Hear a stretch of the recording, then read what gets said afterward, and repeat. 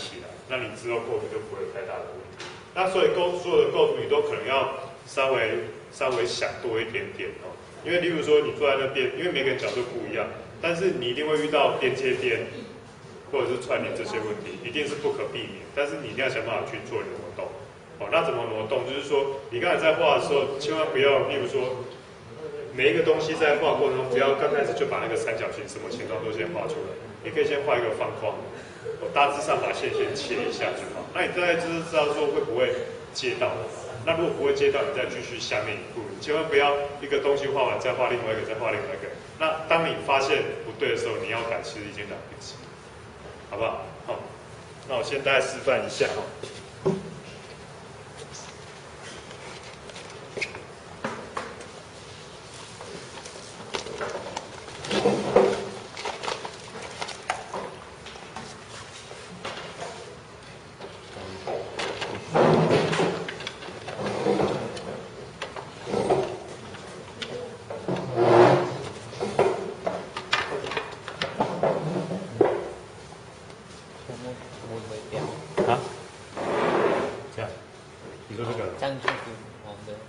这可以啦，这样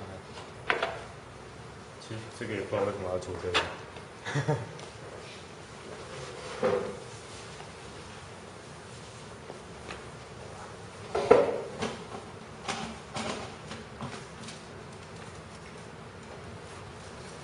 哦，一样哦。刚开始在画，我们刚才讲那个线哦，例如说每一个东西的高位置，例如说，这个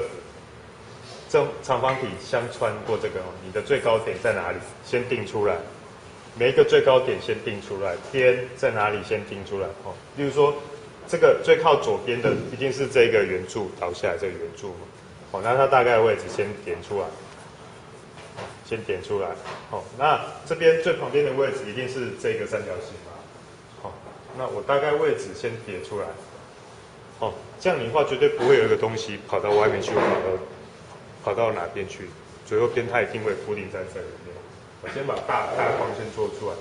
你如果是这个画完，再画这个，再画这个，结果这个位置就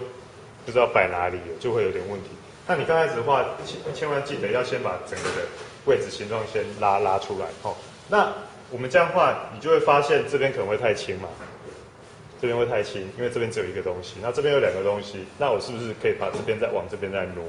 好，在这个基础点，你都还是可以做挪动的动作。那千万记得，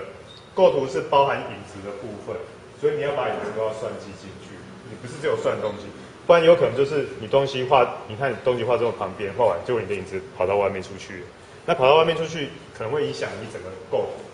它有可能构图会往这边做倾斜的动作，因为毕竟影子是比较黑的嘛，它就会往这边做倾斜的动作。好，那这个都是构图的一个部分哦，大家就稍微想一下就好，其实不会很难哦。例如说整个位置，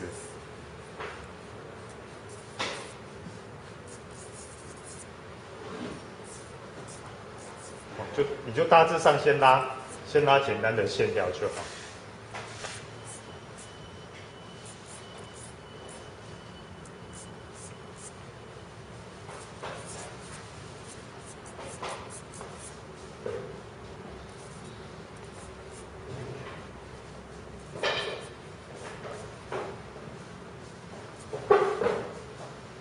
的部分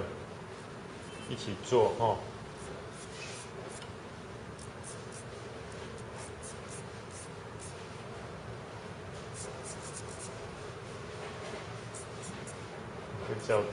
三角锥部分我们可以再往下挪一点点，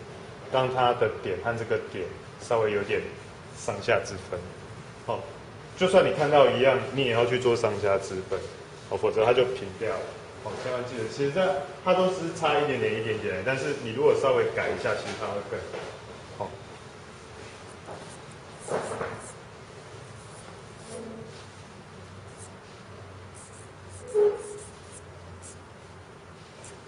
好，那其实这个阶段哦，你都可以稍微轻轻上一点颜色去辅助你。哦，例如说像这边的部分，你可以轻轻上一点颜色。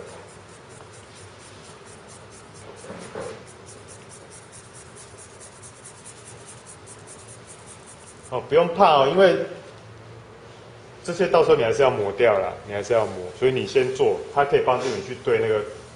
明暗的光影的形状有没有错误哦。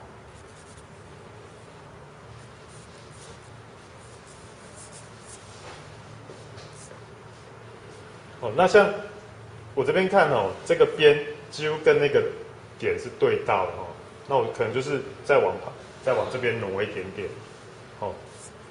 把这个柱子往这边挪，让它稍微挡掉一小角，哦，因为挡到的时候它就会有前后之分，否则你如果画完全分开的状况之下，它也会感觉好像飞起来，哦，也会有这个效果，哦。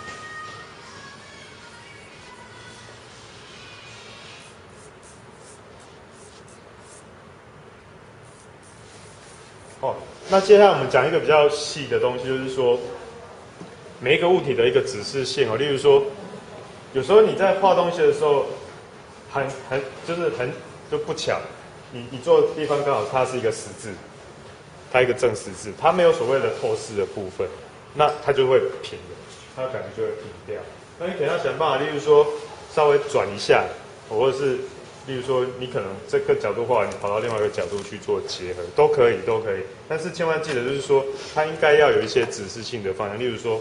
往前面斜，那这往这边动，那这边往这边动，那它的部分就是会有一个指示性的标志，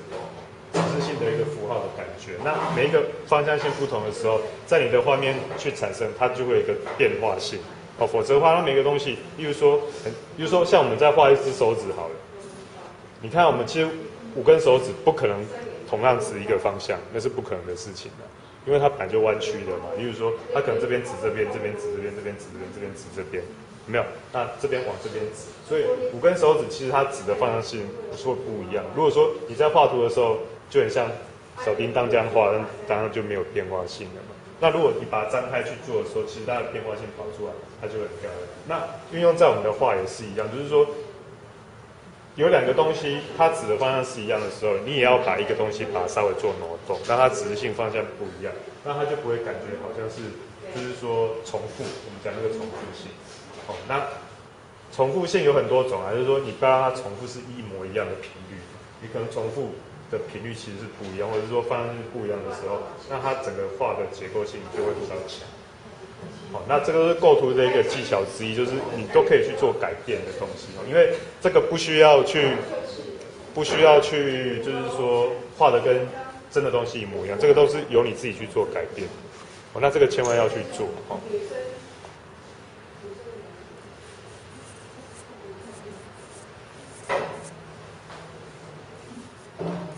在这个部分哦，你要去修改构图都还是很 OK 的哈。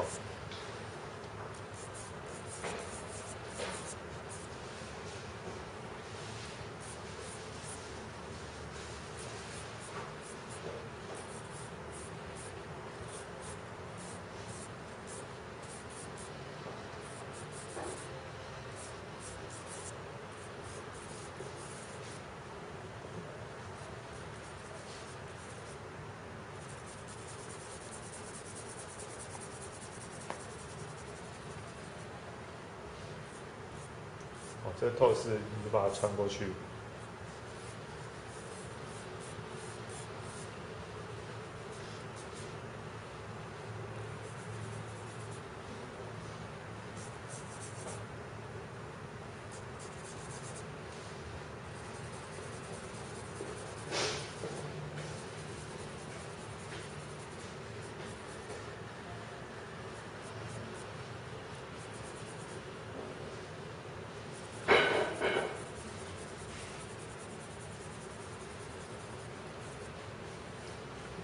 影子的部分哦，跟后面一起结合去动。